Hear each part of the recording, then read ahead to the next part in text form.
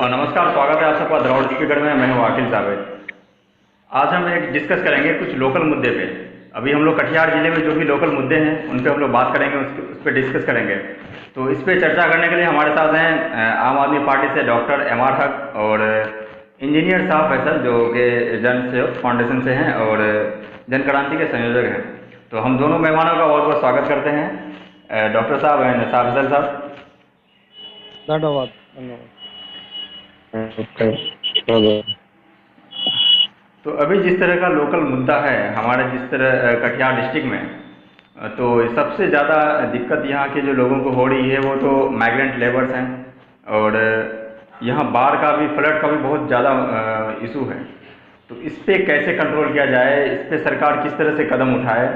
इसमें सबसे पहले हम लाउड स्पीकर टीम का हम धन्यवाद देंगे कि आज जो कटिहार जिला का जो लोकल मुद्दा है, खासकर हमारा कटिहार जिला और सीमांचल का जो लोकल मुद्दा है उसको लेकर आज एक डिबेट उन्होंने चलाया है। इसके लिए शुक्रिया आपका। सबसे बड़ी बात तो ये है आकिल साहब कि हमारा जो यहाँ पर जो बिहार का जो सीमांचल एरिया है और सीमांचल में जो 4 जिला है, कटिहार, पूर्णिया, किशनगंज, अररिया, इसमें से खासकर हमारा कटिहार जिला में जो 1200 अनुमंडल है जो कि महानंदा नदी से घिरा हुआ है, यहाँ हर साल बाढ़ आता है और बाढ़ आने के बाद बहुत ज्यादा परेशानी होती है। यहाँ पर जो खेती बाड़ी है साल में 2 ही फसल किसी तरह हो पाती है। बाढ़ आने से वो फसल बर्बाद हो जाती है। ज्यादातर लोग खेती पे यहाँ पे डिपेंडेंट हैं और यहाँ के किसान जो कि कर्ज लेकर खेती करते हैं और जो बाढ़ के बाद जो उनका खेत फसल बर्बाद हो जाता है, उसके बाद किसान की हालत जो बुरी हालत है, तो सबसे ज्यादा जो परेशानी वो बाढ़ है। जिस तरह मैं दूसरी बात ये है, मैं पिछले कुछ सालों में देख रहा था कि डॉक्टर हक साहब इस बाढ़ पीड़ितों को लेकर काफ़ी आवाज़ भी उठाए और बहुत सारे आंदोलन भी किए। तो मैं जानना चाहूँगा डॉक्टर हक साहब के आपका इसमें जो सब किए, आपकी पार्टी ने जो भी किया, तो क्या इसका फ़ायदा अब तक आम जनता तक पहुँचा है? जी जी, बहुत बहुत धन्यवाद। सबसे पहले मैं लाउड स्पीकर की पूरी टीम को और आकिल जावेद साहब आपको देना चाहता हूं कि आप जो कटिहार जिला का सबसे जो ज्वलन मुद्दा है उसको आज लेकर के आए हैं और उसको उभार रहे हैं।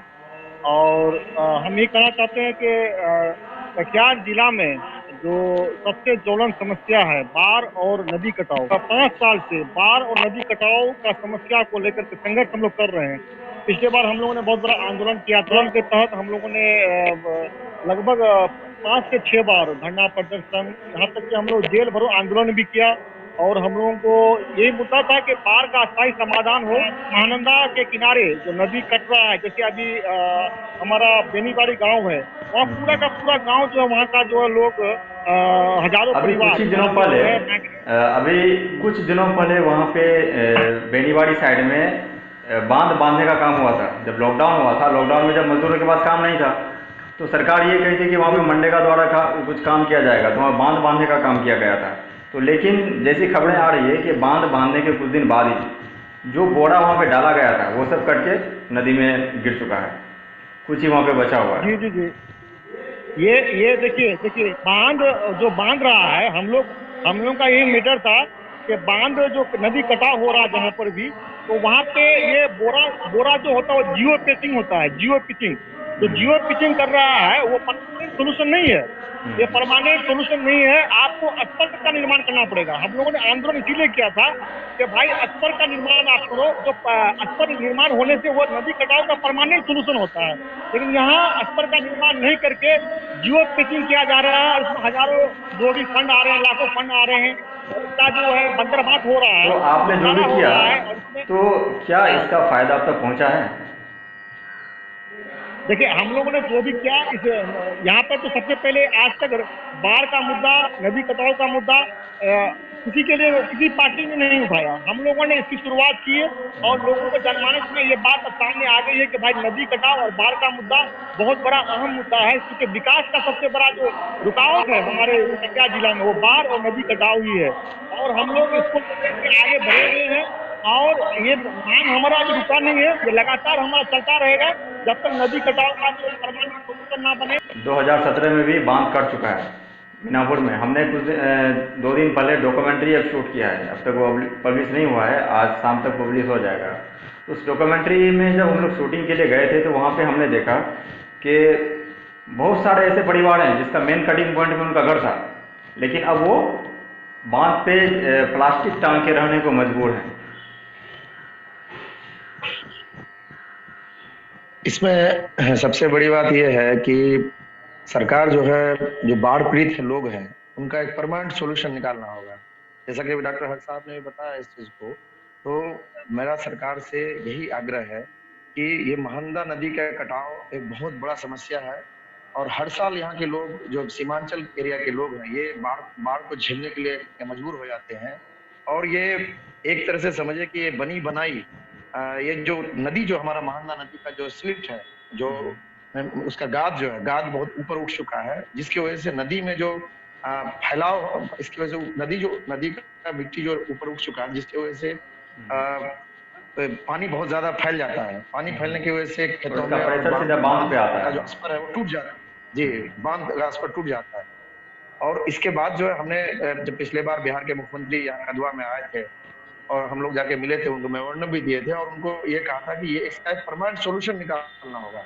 परमानेंट सोल्यूशन ये है कि जो रिवर साइड है, दोनों महानंदा नदी के दोनों ही रिवर साइड में आप जो है, जो हमारा क्षेत्र है वहां से लेकर डेंडरा पुल से लेकर आप जो है क्या कह रहे हैं, फरक्का ब्रिज तक, आप अगर लगातार दोनों ही साइड या महानंदा नदी के दोनों ही रिवर साइड में आप अगर पत्थर से उसको बढ़िया से बांध देते हैं और जो बांध है, बांध का मजबूत करने के लिए उसको पिचिंग कर दीजिए और उसके बोल्डर, जो पत्थर से बोल्डर, जो बांध की साइड में पहले पत्थर दे देना है और उसके बाद उसको बांध को पिचिंग कर देना है।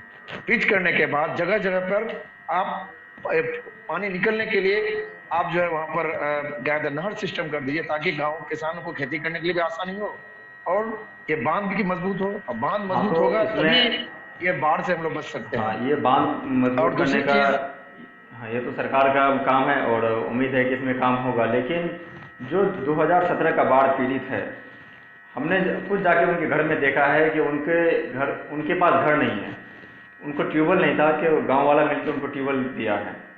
तो क्या ये सॉल्यूशन नहीं हो पाएगा? जो 2017 का बाढ़ पीड़ित है, उनको अब तक कोई भी घर क्यों नहीं है? उनके पास एक तो भूमिहीन है, तो उनके पास भूमिहीन है तो उनका ये सॉल्यूशन क्या होगा? बहुत सारे लीडर्स आते हैं और वादे करके चले जाते हैं और चुनाव के टाइम ऐसा होगा, क्योंकि आने वाले विधानसभा चुनाव आने वाले हैं, तो उसको लेकर क्या कहेंगे? यही एक आप इसमें बिल्कुल आपका एक क्वेश्चन बहुत सही है। मेरा एक ये भी कहना है कि देखिए, यहाँ पर जो प्राणपुर और कदवा जो विधानसभा है, दोनों ही जगह के जो खास करके जो विधायक, ये दोनों ही बाहरी हैं, लोकल नहीं है। तो बाहरी विधायक जो है, उनको जो हमदर्दी होनी चाहिए, क्योंकि वो झेलते नहीं, पटना में बैठे रहते हैं। वो जब वो पटना में बैठे रहते हैं तो उनको ये एहसास नहीं होता है कि हम वहाँ पर जो विधानसभा क्षेत्र के जो उनके जो लोग हैं, उनको क्या परेशानी झेलनी पड़ती है। वो सिर्फ बाढ़ जब आता है, बाढ़ के बाद वो रात का झलका फुल्का चला देते हैं, तो इससे काम नहीं चलेगा, ये सोल्यूशन नहीं है। अब 2017 की बात जैसे आपने आकिल जावेद साहब उठाया, 2017 में हम लोगों ने बड़े पैमाने पे लोगों को राहत कार्य चलाया है, जिसमें लगभग 30,000 फैमिली को ये एक बहुत बड़े पैमाने पे हम लोगों की तरफ से जो है लोगों को राहत सामग्री दी गई। बाकी जो मांग चल रही है आजकल के लोकल नेता को बनाया जाए, तो क्या लोकल नेता उतना कारगर होगा? बिल्कुल, मैं इसमें यही कहूंगा कि लोकल को ही, अगर कोई भी पार्टी किसी को टिकट भी देती है तो लोकल लोगों को टिकट दे। इसकी वजह यह है कि लोकल लोग जो है, जो लोकल जनप्रतिनिधि हैं, जो लगातार 5 साल संघर्ष करते हैं और संघर्ष करने के बाद पार्टियां जो है टिकट बाहरी लोगों को दे देती है, बाहरी, जिसको कि इस इलाके से कोई लेना देना नहीं है। ये पार्टी भी ये आजकल बिजनेस कर रही है, तो ये बिजनेस करने से नहीं चलेगा। हमारे इलाके में जो समस्या है, जब तक लोकल लोग नहीं रहेंगे, वो समस्या को दूर तक नहीं पहुंचा पाते हैं। बाहरी लोग एक बार जीत जाते हैं, चुनाव के समय आ जाते हैं, लोगों से माफी मांग लेते हैं, वोट मांग लेते हैं और फिर जो है 5 साल के बाद ही दोबारा नजर आते हैं। तो मेरा पार्टी वालों से भी ये कहना है और तमाम लोगों से भी आग्रह है जो विधानसभा क्षेत्र में है। आप देख रहे हैं पिछले 5 साल से हमारे प्राणपुर के विधायक जो है वो बिल्कुल लापता है, सिर्फ इलेक्शन के टाइम में आते हैं, वोट लेकर चले जाते हैं। मैं रोकना चाहूँगा आप लोगों को, अब क्योंकि अब टाइम घड़ी इशारा कर रही है कि अब हमें ये रुक जाना चाहिए। तो तो मैं दोनों मेहमानों का बहुत बहुत स्वागत करता हूँ, इंजीनियर साहब अफजल साहब और डॉक्टर हक साहब, जो हमें वक्त दिया और इतने महत्वपूर्ण मसले पर हमने चर्चा की। तो बहुत बहुत बहुत बहुत धन्यवाद आप सबका। बहुत बहुत शुक्रिया। Have a nice day.